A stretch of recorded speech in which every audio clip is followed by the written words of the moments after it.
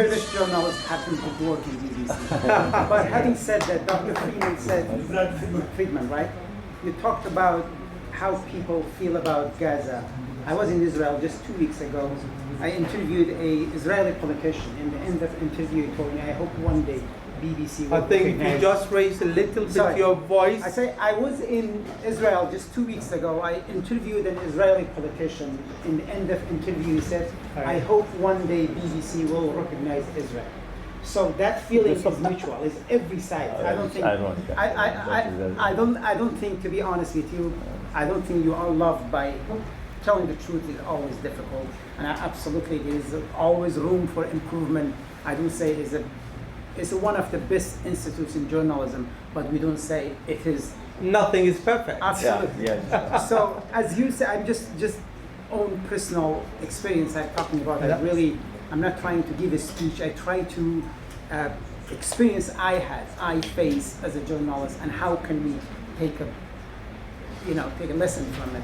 I know Dr. Dara talked about independent media and also the source of funding, and absolutely, I think journalism is expensive, needs money and needs time. And I don't believe you can find any journalist, media institution that they can independently run or say actually generate enough income. They have a donor, they have a supporter, they have a political movement behind them, they have government behind them, they have so many interest groups behind them. But the question is there a wall between the funder, those people who are funding the media, and those people who are in the newsroom? I think we need a big wall, even bigger than Donald Trump's wall in the border with Mexico. We need a wall to separate that two sides. One, those who are funding the media, and those who are making editorial decisions. And absolutely, and also it's important to see how those journalists are being treated. Are they financially fit? Are they being giving enough salary? So when you are under pressure, when you are financially not doing well, it's easy to bow to pressure. It's easy to be biased, not in a visible way. If gradually in the newsroom, to keep your job, what kind of story you shouldn't go around it. What kind of the voice raising, please? Oh, sorry. My daughter always thinks I talk very loud. I'm sorry but I think that they can hear me very well, but they need to hear you, not me this time. Do you hear me? Yeah. Okay. You can just wake up if you are comfortable. I can stand up actually. I think if you're comfortable, wake up. Yeah. Thank you. Yeah. I think that's very important, because if journalists are not supported financially, I think they will be under pressure. They will be worried about losing their jobs, and then it's come the consequence of, self-censorship. Eventually, you say, if I am covering this politician, I know the funder are sensitive about him. If I touch this story, I know I will offend some people. Or if asking this particular questions, it will be difficult for me. And eventually, actually, that media organization is not media anymore. They become pretty much part of the communication, pretty much, just like what we see on daily basis in the region we come from. Pretty much, we are saying, the Prime Minister went there. There's a statement of this. He made a phone call with His Highness United Arab Emirates, I don't know, the head of the state. And then the serious issue in the country, in the region, which is you want to look at. I know this minister, until yesterday, he had a pair of Adidas fighting in the mountain as a Peshmerga. How on earth, in a matter of 10, 20 years, owning this hotel, owning this? We don't have that kind of journalism in our region. Of course, we working in BBC, I can stand up to my editor and challenge them. No, I don't believe it. I think that is against the fact. And even if I don't agree, it's the editorial dilemma. I can refer it up. And even if there is a source of disagreement, they can fire me and I can go to tribunal. But in the region we live in, it's not that easy. I think, to be honest, it's it's as easy as this. Tomorrow you go back to work, simply your car doesn't work. You cannot enter the building. So it's easy for me to hear to lecture, to say what to do, but obviously we don't enjoy this kind of freedom or support we have. But one thing Dr. Abdul Rahman talked about AI, algorithm. This is really the war of algorithm and war of narratives. I mean, I'm doing a documentary at this point of time called, as a matter of fact, Iran, Israel, the war of narratives, and how both sides try to generate popularity, also simulate consensus. Okay, they agree with us. The Iranian government was very masterfully trying to create a division on social media among opposition. And they were quite successful, pretending to be Kurds, talking about independence, pretended to be monarchists, attacking other groups and creating this kind of environment. And also on the side of Israel, it was amazing to watch how the unit was created to promote one opposition group. And for example, we examined some of the online accounts, all created in 2003, and suddenly had nothing to do with Iran.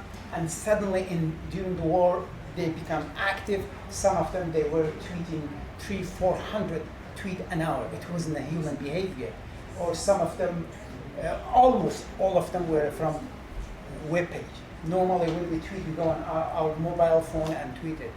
And actually, we went there and we realized some of the content, it was created before the attack.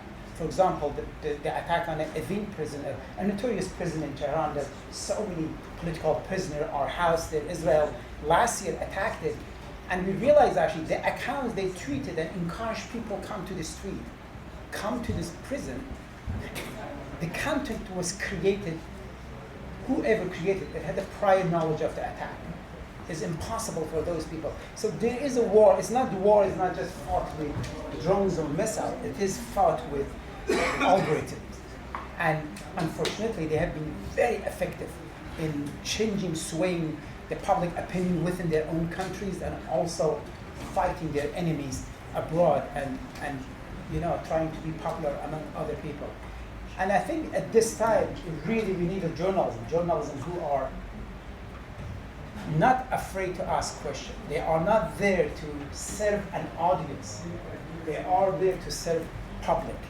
This is very important because everybody expecting you to be an activist. It's easy for journalists when there is a war, when there isn't, go with the flow, go with the emotion. You are the most popular one. But from the moment you question misinformation, if there is a war, you could be treated, you could be accused of a treason easily by the government, by the opposition. And that's why it's very important for journalists using the same professional tools and standard to treat the government and the opposition. And even if you are allied with the opposition, I think, to tell the truth, I don't think any story personally I have done, I didn't have some people didn't come shout at me. Some people accuse me I'm a separatist because I'm a Kurdish. Some Kurdish people accuse me I am betraying my community because I'm touching the story and it is defaming our community. I think Dr. Kamil is here. He, a few years ago, brought up to our attention about female genital mutilation, circumcision of women. And for the first time, I realized in the region I am coming from, Kurdistan in Iran, in a part of that region, that is the practice. I produced a report about it. I talked to some contacts. When the report went out, some members of Kurdish community here, they completely cut off contact with me. They believed I was defaming my own community. But something more important, I think, happened after that report. Some people, some of them, they were members of my own extended family. They called me, they said, my first daughter was circumcised. But you know what, after that report, I stopped. And I think our job is not really changing people's mind. If we can make them pause, reflect, and think twice, I think we have done our job. This is something really personally, I always look at the issue and say, how can we bring attention to this issue, spark a debate, and hopefully something come out of it. Policymakers NGOs and everybody talk about how can we find a solution for it. I have almost a book to read about it. So You have two more minutes, no problem. I think in the end of the day, we as a Kurd, I don't believe we need a sympathy. I don't believe we need a fabricated story to advance our cause. I really hope in diaspora, many Kurdish men and women be able to work in the news outlet organization, bring attention. I think what we need as a Kurds, those journalists, international journalists, if we can do it ourselves, if not, encourage others. Go to Kurdistan with the naked eyes, talk to people, examine the fact and the evidence, and I promise you it will be beneficial, because what we want right now is bringing attention to our cause, and also at home.